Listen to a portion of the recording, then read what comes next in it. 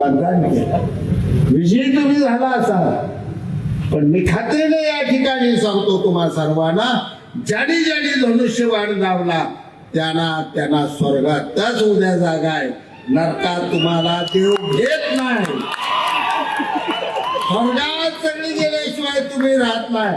आणि ह्यांचं गाड्यांचं जे पापळ गाड्यां पुढे फुगण बिगण होत काय रे, नाही त्यात राम नाही तुमच्यात नाही.